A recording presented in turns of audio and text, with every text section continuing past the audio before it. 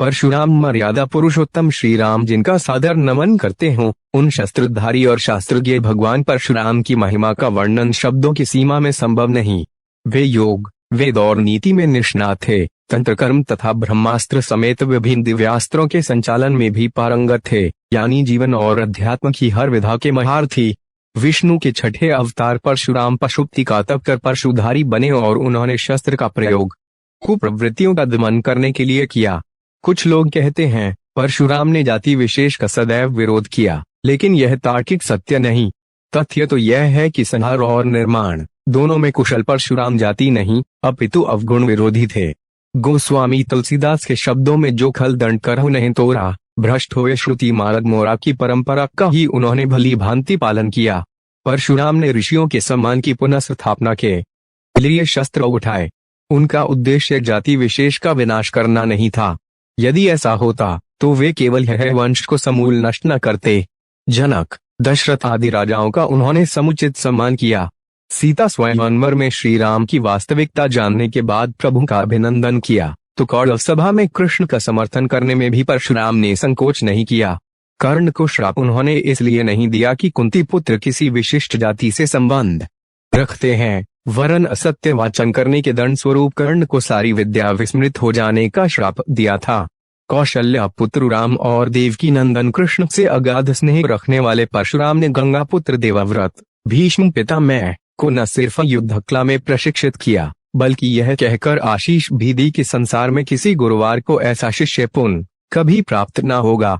पौराणिक मान्यता के अनुसार अक्षय तृतीया को ही त्रेता युग का प्रारंभ हुआ था। इसी दिन यानी वैशाख शुक्ल तृतीया को सरस्वती नदी के तट पर निवास करने वाले ऋषि जमदग्नि तथा माता रेणुका के घर प्रदोष काल में जन्मे थे परशुराम। परशुराम के क्रोध की चर्चा बार बार होती है, लेकिन आक्रोश के कारणों की खोज बहुत कम हुई है। परशुराम ने प्रतिकार स्वरूप यवनश के कार्तवीर्य अर्जुन की वंश बेल का 21 बार विनाश किया था, क्योंकि कामधेनु गाय का हरण करने के लिए अर्जुन पुत्रों ने ऋषि जमदग्नि की हत्या कर दी थी। भगवान दत्तात्रेय की कृपा से 1000 भुजाएं प्राप्त करने वाला कार्तवीर्य अर्जुन दंभ से लबालब भरा था। उसके लिए विप्रवध जैसे खेल था, जिसका दंड परशुराम ने उसे दिया। ग्रंथ में यह भी वर्णित है कि सहस्त्रबाहु ने परशुराम के कुल का 21 बार अपमान किया था। परशुराम के लिए पिता की हत्या का समाचार प्रलयातीत था। उनके लिए ऋषि जमदग्नि केवल पिता ही नहीं, ईश्वर भी थे। इतिहास प्रमाण है कि परशुराम ने गंधर्वों के राजा चित्ररथ पर आकर्षित हुई मां रेणुका का पिता का आदेश मिलने पर वध कर दिया था। जमदग्नि ने पितृ आज्ञा का विरोध कर रहे पुत्रों रुक्मवान, सुखेन, वसु तथा विश्वानस को जड़ होने का श्राप दिया, लेकिन बाद में परशुराम के अनुरोध पर उन्होंने दयावश पत्नी और पुत्रों को पुनर्जीवित कर दिया। पशुपति भक्त परशुराम ने श्री राम पर भी क्रोध इसलिए व्यक्त किया क्योंकि अयोध्या नरेश ने शिवधनुष तोड़ दिया था।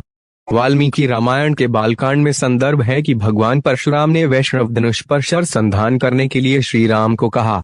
जब वे इसमें सफल हुए, तब परशुराम ने भी समझ लिया कि विष्णु ने श्री राम स्वरूप धारण किया है। परशुराम के क्रोध का सामना तो गणपति को भी करना पड़ा था।